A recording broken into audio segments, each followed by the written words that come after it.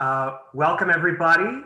My name is Ariel Goldberg. I am the Director of Talent Acquisition at Skydance Animation, as well as the co-chair of the HR Talent Acquisition Coalition for BRIC Foundation.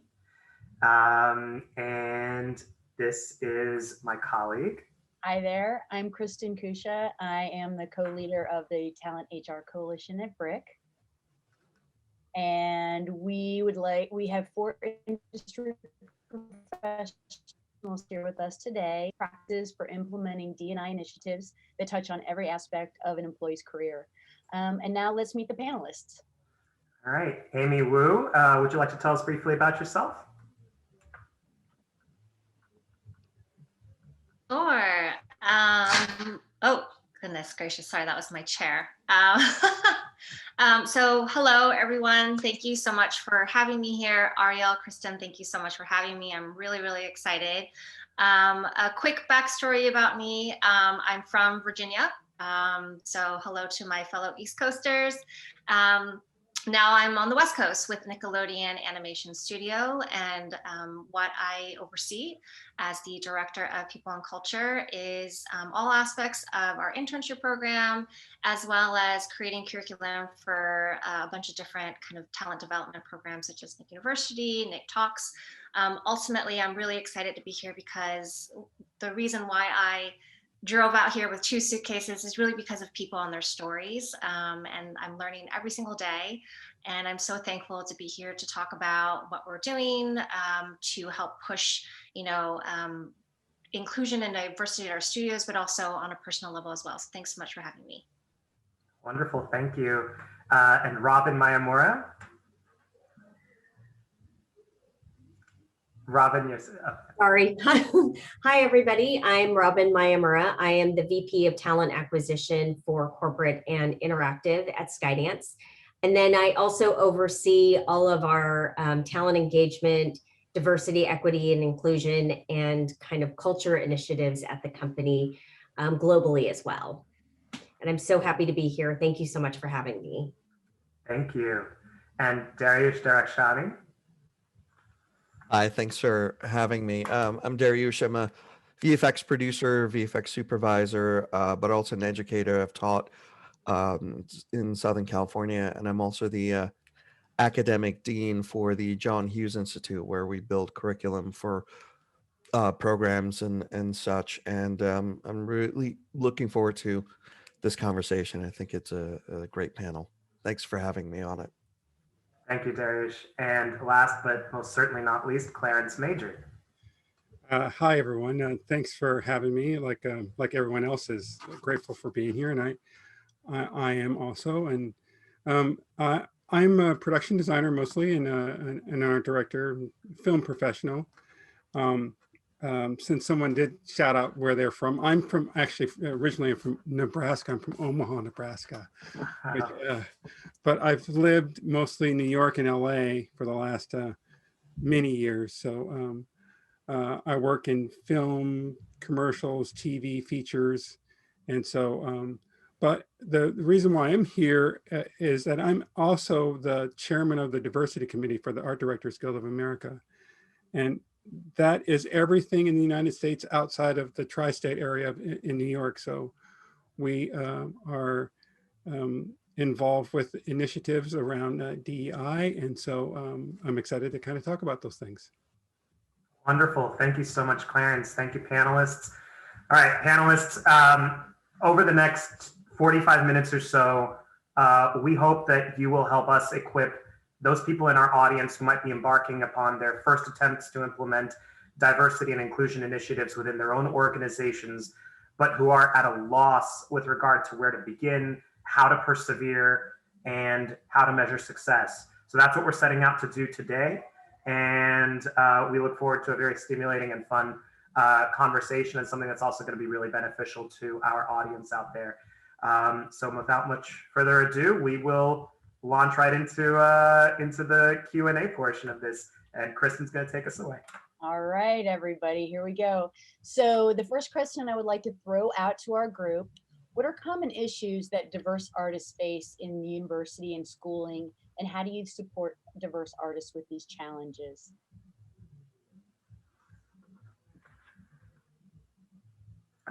Perhaps Darius can kick us off. I think it's really important to understand that diversity isn't necessarily just about an external factor. I think everybody is different in their own ways, and I think critical to this is understanding who people are and listening to them and giving them an opportunity and a space where they can be themselves. Because whether you're in the corporate world or you're a student, you're creative, whatever that might be, you work best when you're yourself and you feel like you don't have to put on an armor to shield yourself from something, or that you're under a certain level of pressure about something about you not fitting in. I think that's really important to engender. So students that I've seen, that I've mentored, they frequently talk about their comfort level and what they believe gives them the opportunity to be themselves and not feel like they have to put on a different version of themselves. Especially in creative education, you want to foster that belief in individuality, because a designer is their imagination and what they're able to make of that imagination in presenting it to other people. And it goes two ways: understanding how perception of a design, of a character, of a narrative, of a story, whatever, is important. And I think people I've mentored have had that question: how do I fit into that? And the space that they're in is very important, and creating a conducive, free, safe, I don't want to say the word safe space, or the phrase I should say, but it's really an environment that you create for somebody, for them to do their work or study their skills, or develop their craft at a very authentic, very individual sort of level. And I think that is one of those big issues: is how do I fit into this? Where do I find commonality but still keep individuality? And are there mechanisms, are there processes, are there other people in place that will help engender this, so that stepping into this role, the beginning of my career, the beginning of my schooling, I don't feel like I have to put myself in a lane and stay in that lane, because that is, what I think everybody faces in one way or another. And I think we have to be sensitive to that issue. I just sort of piggybacking on that. I'm the chairman of the diversity committee for the Art Directors Guild, but we have it's a little slightly different scenario in the sense that how do we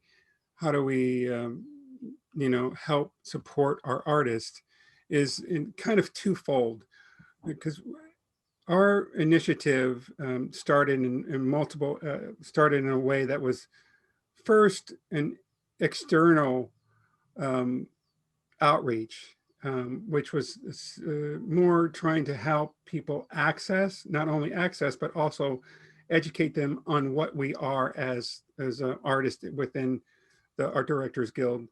But then the other way that we support our artists are also our members, and helping them understand. So in a way of educating and supporting, we have initiatives that help them understand more things about DEI for themselves, and how they could be part of the change that a lot of people, I think, are desiring to have those pieces for themselves right now. So it was really about education, outreach, and mentoring on the external, and on the internal of a support system were more things about anti-bias training, understanding, what you may not know, and giving people tools through talks. Kind of, we have these TED Talks or roundtable discussions, and where we're supporting our membership. So I think that's how we're supporting our artists. If I could piggyback off that too a little bit, one of the things that one of a conversation that I recently was a part of, it was with the Center of Competitive Workforce, I believe. I hope I'm not butchering that.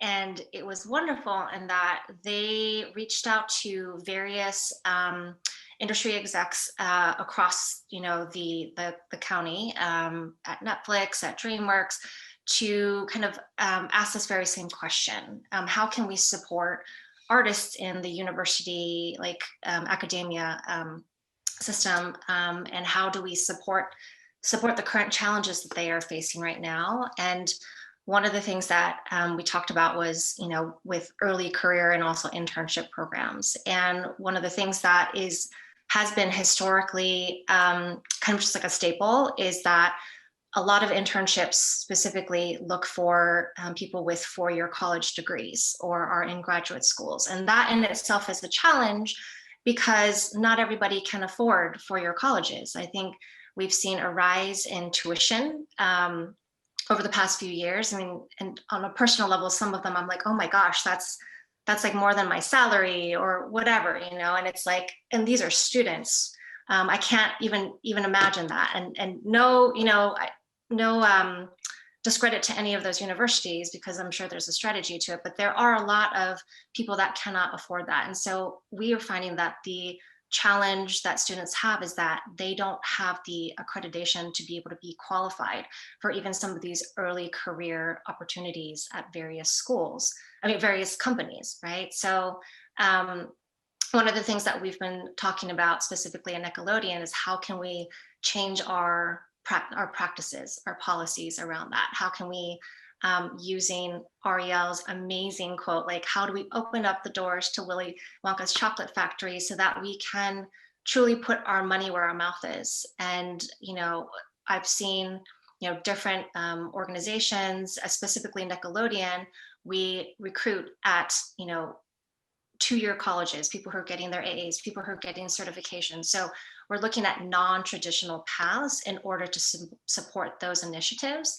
And we are, we're just in the beginning stages. We have a lot of work to do, but across the boards, that's been something that has been really encouraging. And I think that with companies, this is a conversation that should happen and should continue to happen, because we need to see diversity as more than,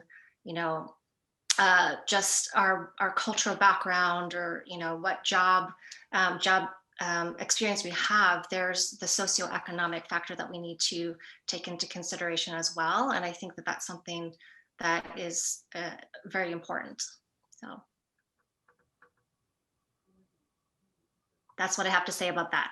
I could probably go on for longer. That's awesome.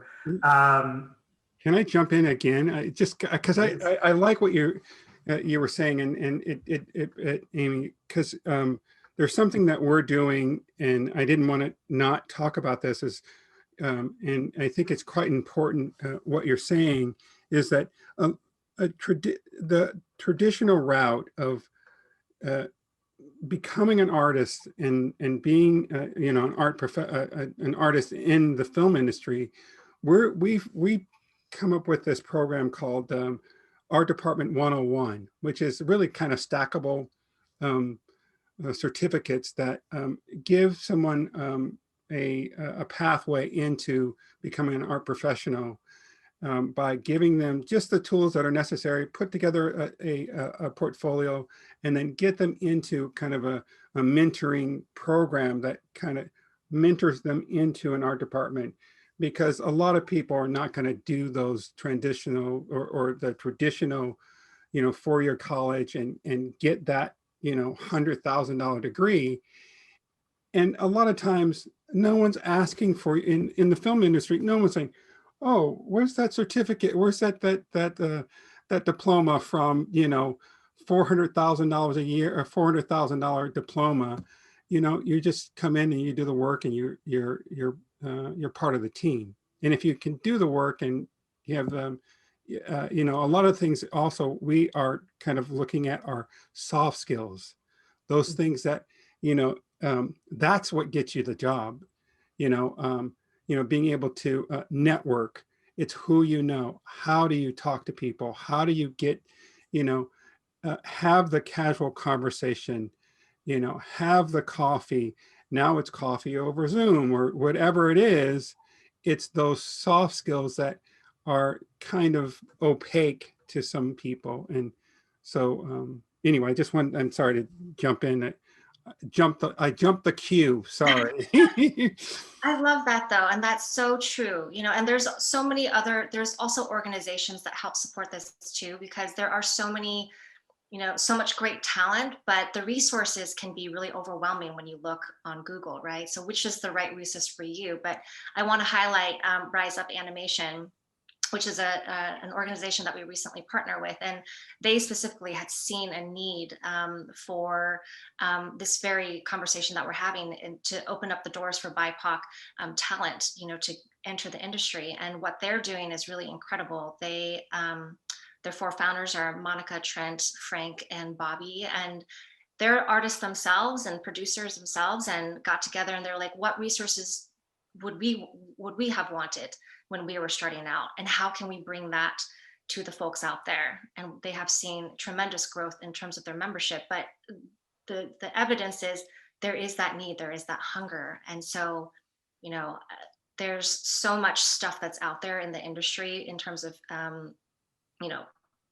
resources, but what are the ones that are the best ones for you? And I just wanted to highlight them because they're just amazing. So that's one answer to the question that you're asking, Ariel, is that is a way that they have been supporting diverse artists and the challenges they're facing. And I think, especially now that everybody's, in a frame on a video conference as opposed to sitting, the more you know other people and other perspectives, the more broad your perspective becomes. I think one of the significant challenges in right now is the compartmentalization of everybody, the physical.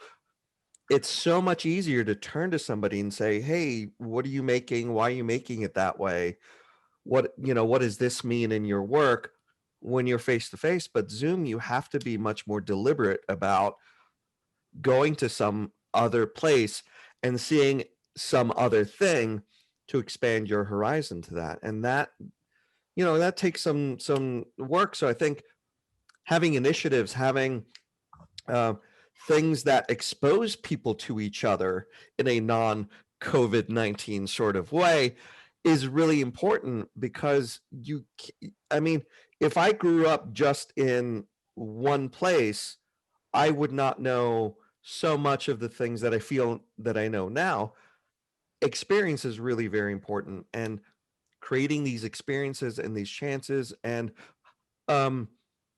convincing people to take part in them, because tendency, I'm just gonna watch Netflix and not do more, but encouraging people to challenge themselves. One of the things I sometimes say to my students is, I'm here to offend you. I'm here to jar you. I'm here to challenge you. I'm here to show you something different. And that is the most that I can do as a teacher, is just open that vista for you. And I think that's really important to really actively go for in this day and age, where, you've got to be careful about where you go and who you talk to. You've got to be much more deliberate about that. So I would love to see schools and studios throw people together and have them learn about each other, and have them disagree and misunderstand each other and offend each other, but then to come full circle to that understanding, to that agreement, that I don't see things your way, but I respect where they come from. And I've learned, as we've talked about a little bit before, I've learned how you got to that and I can understand it a little bit better. And I think that's important. And it's so hard to do right now with Facebook and everything being so, laned for you, that you've got to kind of climb over that wall. So I think as a studio, having these things, I think would be beneficial. Yeah, and I also think, and Clarence had mentioned the networking side, being in this environment, it's now, there are resources like Amy said, but how do you find them? There are so many. And, before you would just be in class and, oh, I heard I met this person or whatever. And now there's less communication. And so we really need to think about how you're networking and forcing yourself to do it, even in this digital age and in this quarantine time. I think, being so secluded actually is forcing people to try to think of those other ways. But we really need to keep doing that because it is critical. And, we all know how in entertainment, there is so much of who knows who. And if you don't know anyone, you need to be able to find those resources. You need to be able to network. You have to find those avenues to have those discussions. And it's so easy to opt out because, oh, they didn't agree with me in this one thing, and not get to the point of, oh, we actually do kind of agree, or we do see another perspective now. And so we really need to keep working on how do we engage people and new people and diverse voices and new voices and get them talking, because I think also, when we're talking about resources of people just coming in, they don't necessarily always feel like their voice is valid. But, the more that they can network with each other and we can bring them in, the better off we're all going to be.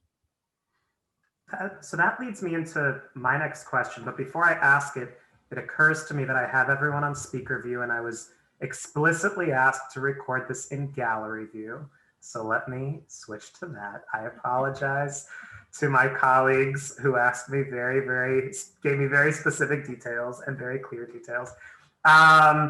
So my question is, when implementing D&I initiative, it's easy to fall short of your originally intended goal. And especially I think in today's reality, the limitations that we run into, both because of the pandemic and the shelter in place, sometimes that results in a lack of resources, or maybe you're just working in a smaller organization and you don't have that many resources. And then specifically the time that we're living in, what's been going on over the last several years, but I think got particularly focused last summer after the killing of George Floyd, and the new focus on inequities that surfaced as a result of that. How do you maintain, this is a broad question for everybody, but how do you maintain momentum and excitement when you're dealing with those realities? How do you stay encouraged in the work that you do? Well, I think, go ahead. No, go right ahead, Clarence. Well, mine's, like I was saying, we've been at this about 3 years, and, initially it was really an outreach. And then during, the summer, all of a sudden our committee grew, by, 3,000%, which was very welcomed, and we were very happy, and a lot of people, felt very very driven to make a difference, which was great. But what we did at that point was to come together and have all voices heard. And so we did a series of roundtables to really kind of say, hey, what do we want out of this? And what do we want this to do? And out of that, those discussions came a mind map and then a roadmap, short-term and long-term. And so one was still focused on, outreach and trying to reach people that were, industry people or artists and that were in marginalized communities or in places that they wouldn't necessarily be able to have access. So we kept doing that track, but we also focused on ourselves and what we needed for ourselves and how we were able to nourish ourselves and be able to help educate internally, and to also figure out ways to celebrate the people of color and BIPOC individuals within our organization.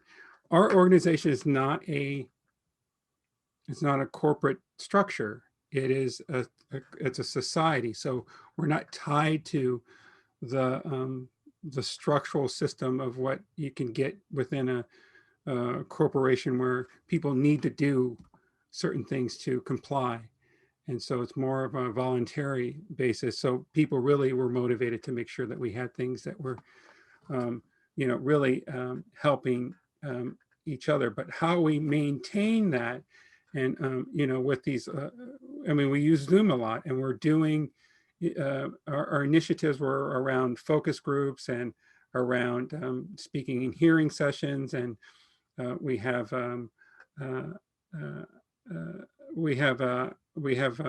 these, like I said, TED Talks. We have a speaker that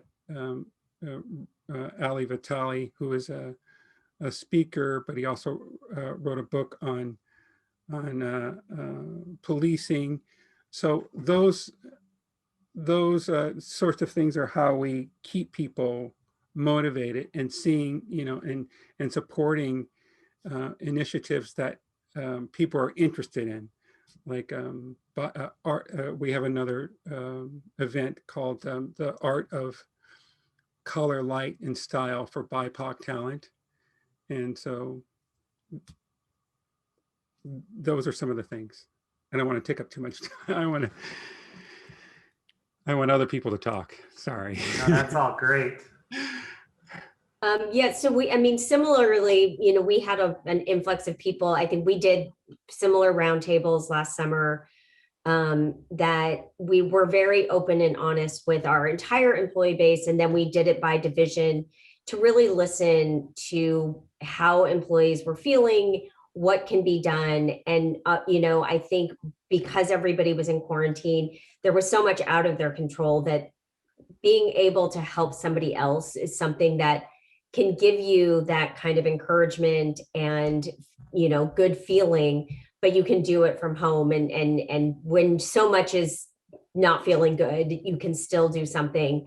But we wanted to make sure that it was a long-term impact, that it wasn't something that you just do and then, as soon as you get busy again, you fall by the wayside. And of course, we thought it was going to be a couple months, not realizing we were going to be home for the next year. But, so we really took the time and established relationships and built a strategy that did include things that really came from what employees wanted, to be able to help people see the different jobs that were available, help, like you were saying, marginalized and underrepresented communities, and also showcase what we do. And so we really put together a plan and are now just in the process of implementing, starting at the beginning of this year, where people really can get involved in all levels, and still do good and feel good, but not feel stressed that they're taking on too much. And that has really helped people kind of get past. And we chose organizations that people could really get behind, that they feel like they are giving something and getting so much back in return, which is always so motivating. I would just want to add to that too. A conversation that we've been having as a company is balance and also mental health. I think, one of the things that we have been saying is, in order to have momentum and in order to go, you need to have gas, or electricity, and, I think it's really important. I think there's so much that is happening in the world, and it honestly can be very overwhelming. And it can really, it can really be draining depending on the conversations you're having, depending on your role, depending on the responsibility. And one of the things that I've seen our company do is really, just encourage mental health, like good mental health, to take those breaks when you need. It is not natural to stare at a computer screen and be on meetings for hours upon hours upon hours. And then after that, depending on your work situation, get on email, because some of us have different situations. And it takes it out of you, And so having that balance and having that, making sure that you take care of yourself, your well-being, your emotional well-being, your physical well-being, is also just as important to keep that momentum up. My husband has this, him and his brother have this saying, because they go hiking and backpacking a lot. And, a lot of times when they're backpacking, it's like, how high of a mountain can we climb? Can we traverse this like ridge, all of that? But it takes it out of you, right? And so the phrase is, when you're tired, you rest. And it depends on it depends on who you are. Like sometimes a rest can be an hour of reading. Sometimes it is, having a conversation with somebody that really invigorates you. But, all in all, mental health is so important. Take care of yourself. It's the put on your oxygen mask first, before you can help somebody else. Because if you are not at your best self, whatever you're giving to somebody else is just a pale shade of what you could, be if you take care of yourself. So that's a huge thing that I've seen at our company that I really have come to appreciate as a recipient, which is really nice to have that freedom. Yeah, and it's Sorry, go ahead. Oh, thank you. And I think it's really tough in this industry because there is such a pressure cooker in production to get something done, to get it right, to get it this way, to get it that way, to change it, all of these things. When you're an artist, when you're a professional artist, I think it's hard not to take everything personally. And I think that takes such a big toll. And a couple of students, a couple of years apart that I've mentored, have come to me with this notion after having served in a summer internship. Disillusionment grew with them, and they wanted to know, what is my place? What is my voice? Is there something else for me to do? Because I don't like this. I don't like that. There's a certain, I don't know if the industry attracts a certain type of person, or that it just needs a certain type of person to get to a level of success. And, that's a truism, Yeah, exactly. It's I think a little bit of both. And you have to have that almost predatory sort of mentality to go after it. And I have seen directors and art directors and writers and just people that hold their idea, their creative output at such a premium that it becomes a mess in the end that nobody can steer together. And I think collaboration is, can benefit from.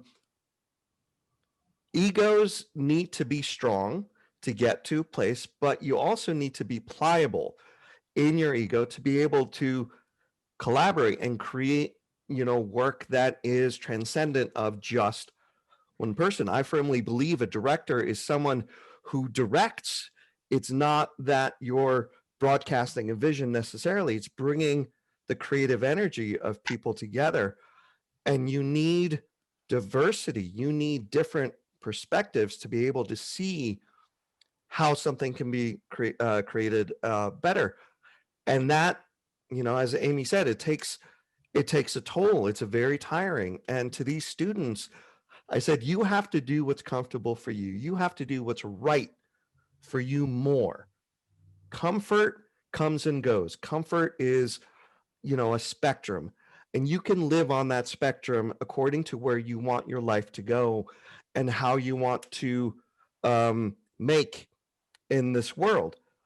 But if you choose to stay, that's great, because that is the voice, that is the sentiment that we need more of in the higher echelons. are people that, you know, make it through, but also understand that their ego is built with everybody else's ego as well in the situation. And I encourage them to do what's healthy, not necessarily what's comfortable, but that my wish, that my hope is that they could bring that voice, they could bring that, you know, the thing that would have been stamped out by the louder voice in the room, to bring that perspective and, you know, soften some of the rougher edges that come with a very predatory need for people to get to the top, to the top. And, you know, it goes back a little bit to one of the words they used, Ariel, in your question, goal. You know, we fall short. How do we need to measure things, but I think we need to look at it more as increments and of progress and of just being, as opposed to destination. And that is day one, first page of my syllabus. This is a journey, not a destination. And I think, Absolutely. you know, creatively, people will find a lot of energy and a lot of motivation with that type of atmosphere. Yeah. I love what you're saying, and so many things come up for me, and I mean, it's just so good because there's, you know, this industry breeds type A personalities, you know, we're just like, you know, more, you know, and it's, you know, and you know, I'm just thinking back to those meetings. We have meetings every month. And so I'm thinking back to the meetings where, you know, everyone, I for one, and we kind of, before this recording, we kind of had a pre-talk, and I was talking about, you know, I for one am super happy about where we are, and I'm super grateful because we can, none of us can unsee what we've experienced. We can't unwind it, and so it allows us to be able to, with this, you know, situation that we're living in, it gives us an opportunity to do something different. We can become the change that we want. And so but I mean, like you said, it's not natural to be looking at a screen, you know, 12 hours a day. What? You know, there's a lot of catastrophizing about.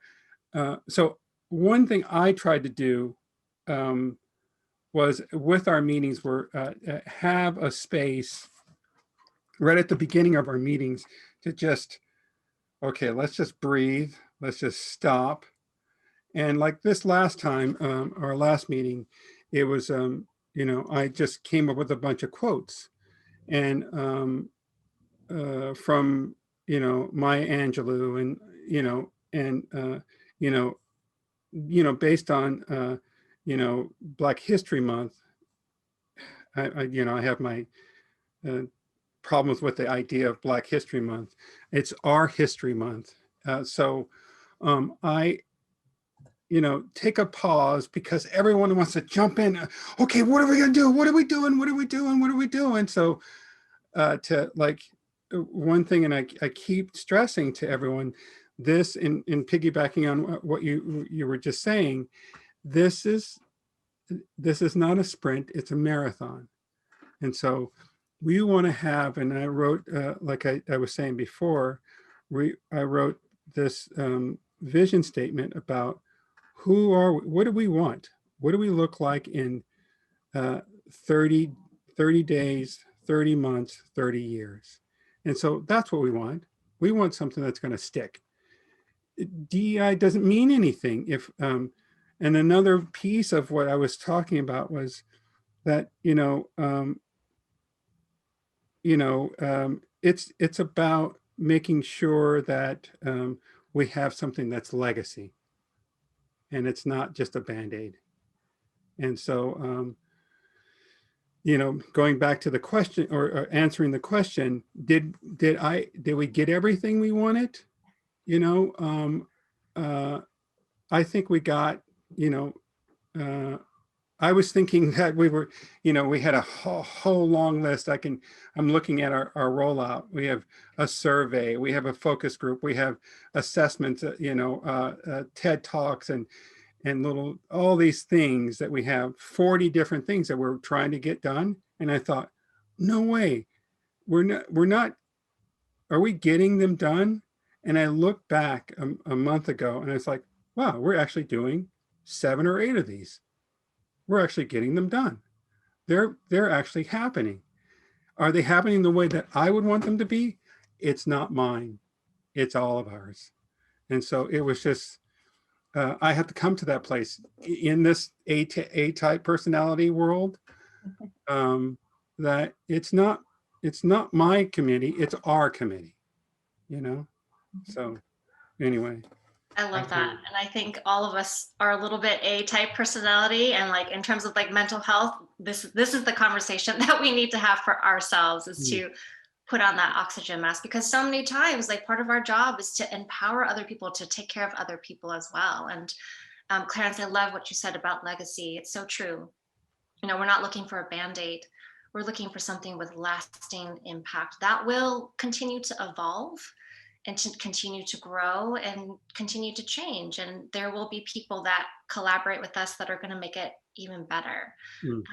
Some of the things, just to kind of close out like my thoughts on this, I'm super geeky and I love looking at mission statements like of my company, but also other companies. But if I could share like our company mission statements, that like something that inspires me in this question is words, right? What are those words that you hang on to? All of us have kind of like personal words that we take with us throughout our life. And these words actually that our company has, I've kind of adopted from my own, and it's optimism and determination is one of them. Like sharing that positive belief that like we can navigate this together. Dariush, you were talking about collaboration and community.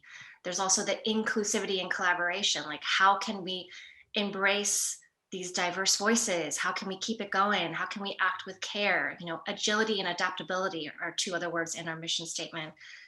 Thinking entrepreneurially, being resilient. And it's like, I don't know who said that quote, but it's like, when you get tired, when you go back to those values, those words, those beliefs, that itself will also fuel you, because it's a fire that will never go out. And so those are just some of my thoughts. Also, I'm a huge fan of all of you right now, and I'm like super geeking out that I get to be on this panel with you, because I feel like throughout this, I'm getting inspired. So thank you. Awesome. Yeah. This is all so inspiring. But what I want to do now is I want to change the focus kind of to the direct artist/student experience. My question is, what are schools and students using to make artists feel included and inspired?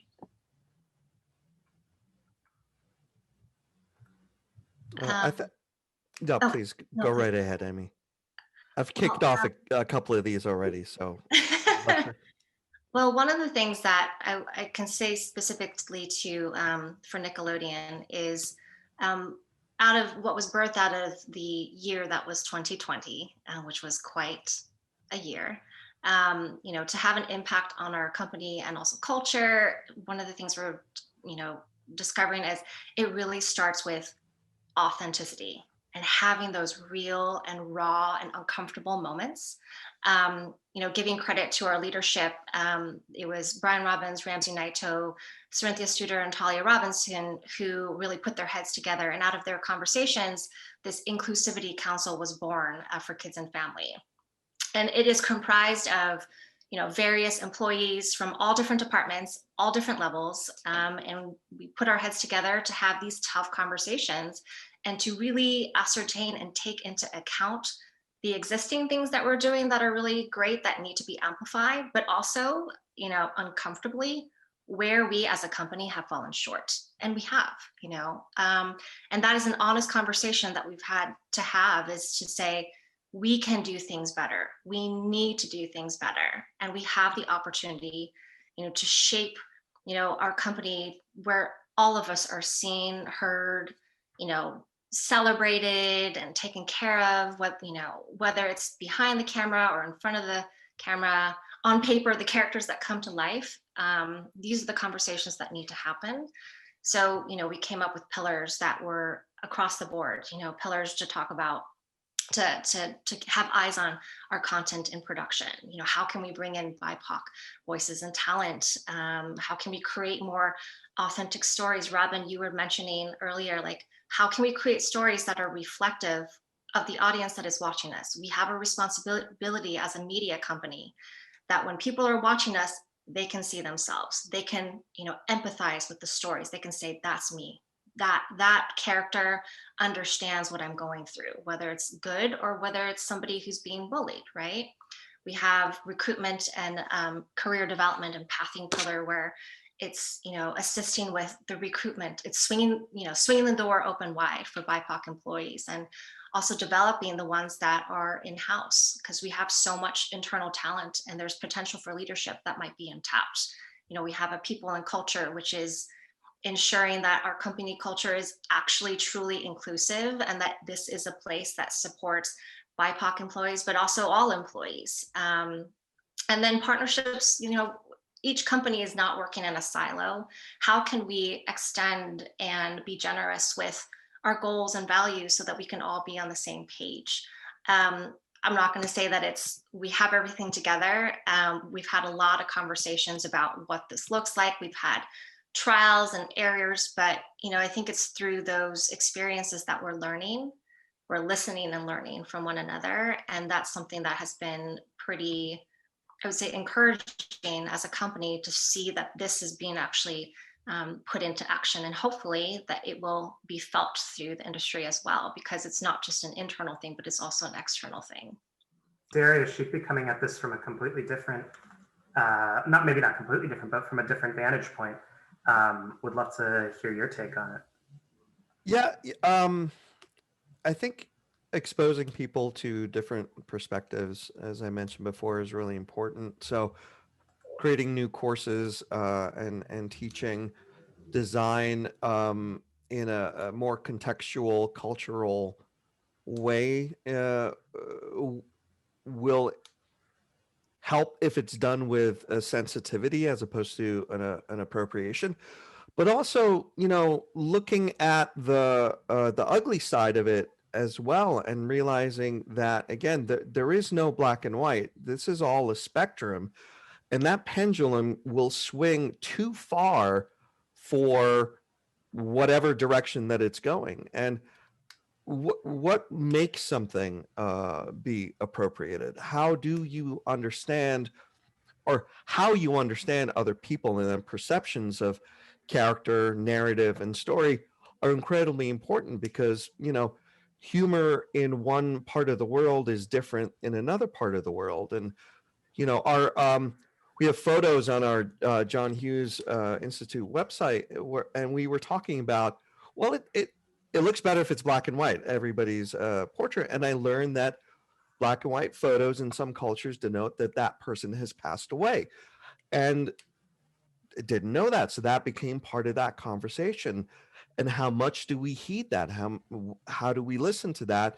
I think it's important, because with as much polarization as we have right now, it's really easy to jerk back one way or the other, and not really confront and understand that the middle is where we're going to be the strongest, and where we're going to be the most complete is understanding each other. So courses in understanding, you know, narrative styles that go beyond the typical 3-act structure, that go beyond the typical rescue the maiden from the tower against the dragon sort of mentality, because knowing how others perceive a story or a design will inevitably help you grow that design, and being careful about it so that it doesn't trigger an appropriation, that it doesn't trigger an offense. And it will, when it does, having the conversation so that people can come out of their poles and understand each other and where they're coming, so that that can be dealt with in a more sensitive, more evolved manner, when it comes up again in whatever form. I feel like you're bringing up a good point, because one of the things is you can't know everything. You can't know every culture. I mean, I'm lead the culture team. We've been trying to put out content for all of our artists and employees and teams to know different celebrations, different holidays, anything about different people. But you can't know everything. So it can't just be, well, you had black and white photos, you should know this, and then you're wrong. There's a conversation and there's learning.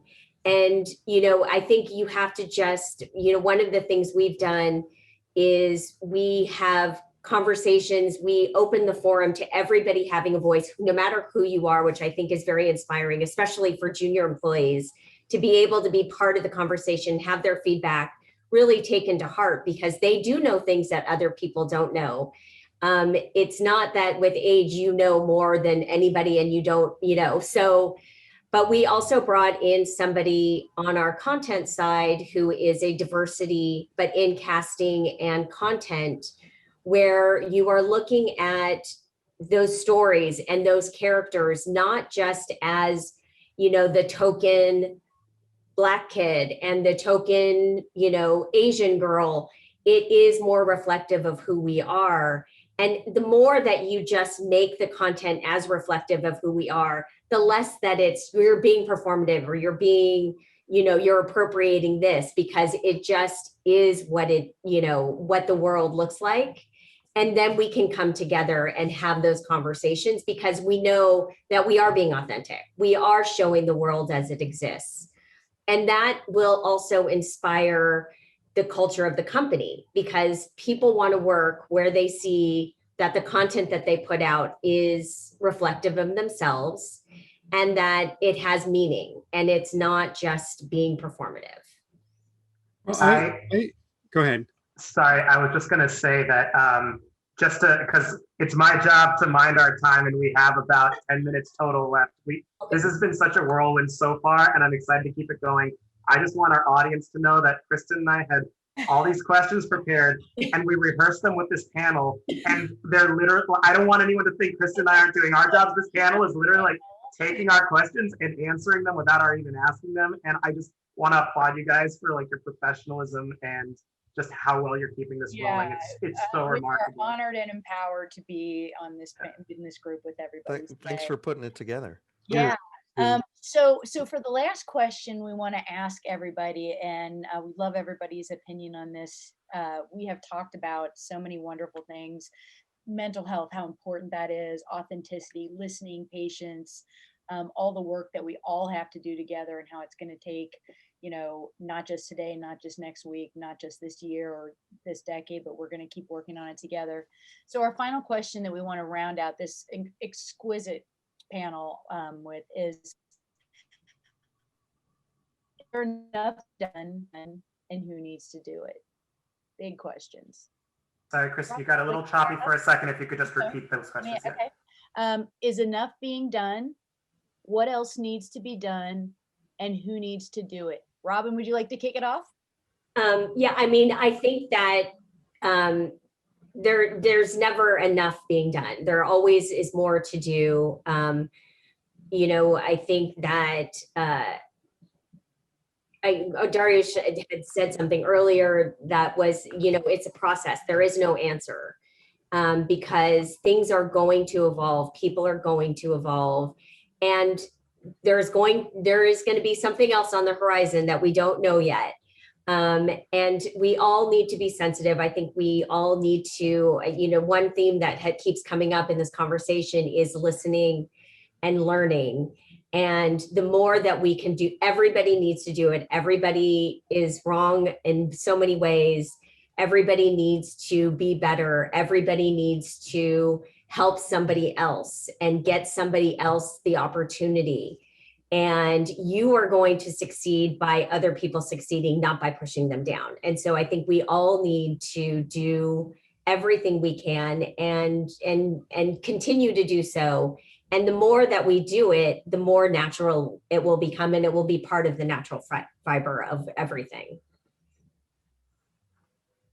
Yeah, I totally agree with that. And I think a word that came up earlier was grace, having the grace to interact with each other and realize that ideas are additive and can become so much stronger, and that fibers are many individuals that intertwine to create that strength. And I think that's important to bring a sense of self-reflexiveness to all of these situations where you will have a bias. You will have biases for sure. Everybody does. It's normal. It's natural.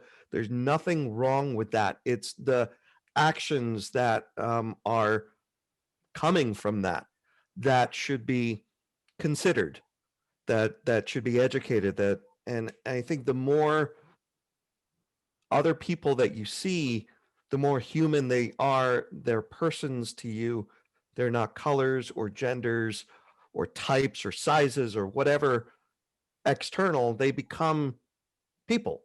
And I think that's really, it's about grace. And I think it was a perfect way to say it.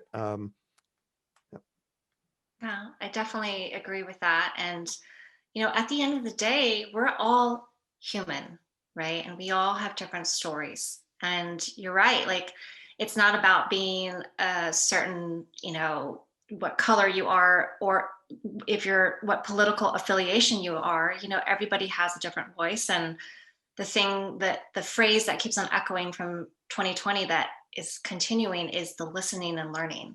Mm. I think there's always more that can be done, but there's always more listening that we can do to understand one another, to, empathize with one another. There's always more questions that we can ask one another that I think will help us to have that compassion. And I think we need to have more authentic conversations that have that grace, where the other people or person that we're, conversing with might not have the same outlook as us and vice versa, but it's to just have that common understanding. At the end of the day, there's nothing more common than just being human, and just treating others with respect. And don't get me wrong, like, last year was really tough. And for me personally, I experienced so much anger. Oh my gosh, but at the end of the day too, like, where is that going to go? How can I personally, actually make an impact?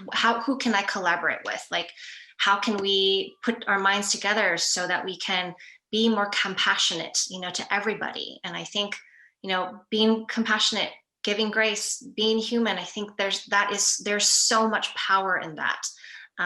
So 100% agree with all of you. And there's never going to be enough love and listening and compassion and understanding.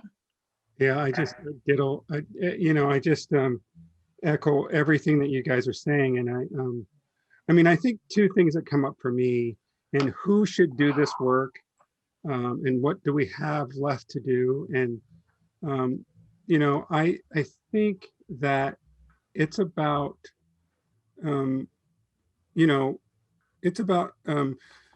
for me, I'm a production designer. If you look at my work, you can't tell.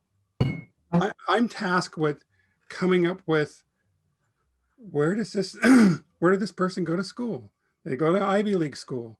Do they work in a bank? What kind of car do they drive? As a production designer, I need to know about all these things, right? And I want to be sensitive to where they are as an individual within our society, but at the same time, I think, and this came up in our conversations, we don't want to go too far to the right and too far to the left, or, just be so polarized in what we're trying to get at. But I think it's simply two things. It's like, we want people to have access to this world. That's why we're here. DI allows people entrance. And so that's what it's about: getting jobs, getting opportunities to be able to express your voice, and then being balanced about expressing that voice, And then, you know, and we recognize the inequalities that have been part of our society, and we want to erase that, because those people that don't get access, then they never get an opportunity to be able to be heard. They don't get the opportunity to know what it is to design something for Ivy League school. A kid in an Ivy League school, they have the opportunity. If they had the opportunity, it didn't have to be someone that was in, the ghetto or whatever it was. But I think it is DEI is just that thing. But at the same time, like I was saying before, I am super happy about this time that we're living in. And I was thinking about Elizabeth Wilkerson. She was talking about this um, this thing where we are all walking into a theater, and we're in the middle of the film, and we're seeing a bus chasing a car, chasing a motorcycle. We watched the whole movie to the very end, and we're going, what the hell was that? A bus chasing a car, chasing a motorcycle. And the truth is, if we don't live in our truth and in our history, that we're in a post genocide society. We have to embrace the idea that we have lived in a racialized situation. We all have, and we all have been hurt by that. And if we don't recognize it, we'll never move forward. None of DEI makes sense. None of it matters at all. And Amy, you were saying this earlier. We weren't recording it, but I love that saying, and it's from Kennedy. He says, "A rising tide lifts all boats," and that's what it is. That's what this is about. The truth is, it's about, and Kennedy was thinking about microeconomics, just simple. It's not, I'm taking something from you. It's not about that. Every single dollar that's spent in society is worth 10. And so in a simple way, if you give someone the opportunity, they're going to spend it. It will expand the whole horizon for everyone. So I love DEI. I want to be an instrument of truth and pushing things forward. But I think it's important for us to make sure that we don't just try to give things to people and not know our own truth and live in our own truth and be inspired by where we are and push that forward in a way that's, I was talking about I'm sorry, I keep looking back at my books, Michael Eric Dyson, and he was saying there's two universes that we're all, a perception that we're all living, those that are people of color have experienced forever. And that little saying that said, there was a little kid that had this sign, "We've been saying this for years, but you've all been pushing the snooze button. We have all conveniently been able to say, oh, it's not me, I'm not a racist, I'm not all these things, but it's that same thing. It's a rising tide lifts all boats is kind of what, if we can all embrace that, then we can have a society that's better, not only for the people that agree with us, but for everyone else. All those people that think that things are being taken away from them, that that are feeling disenfranchised, feeling not having the power. Love on them. Like Michael, he was saying, hey, at least people are wanting to be part of this. Their eyes are open and want to do something. And Black people are saying, oh my God, I'm so tired, because it is really re-traumatizing people of color to ask them, hey, what can I do to help? And it's like, okay, you're going to re-traumatize me by asking me that? So, he's saying, come on, people of color, have some grace, at least they're in the streets with us. They want to do something. And so the truth is we'll all be better for it. We'll have a better society. Sorry for taking up so much time. No, this is great. This is great. I do unfortunately have to wind us down because we are at time. We're ever so slightly over time, but I'm so glad that we went as long as we did. I was going to have to sort of put all of you on the spot and say, let's finish up with something super profound from each of you. Unfortunately, we're at time, and I honestly can't think of anything more profound than what the four of you did wrap up with. So thank you so much for participating. And this has been so valuable. And I know that the folks who are going to be listening to this and watching this are really going to have a lot to take away from the conversation. So Robin, Darius, Clarence, Amy, that order was simply clockwise on my screen. Thank you so much for participating, Kristen. Thank you for being such a great partner in putting this together, and thank you to BRIC Foundation for organizing all of this. Wishing you guys a wonderful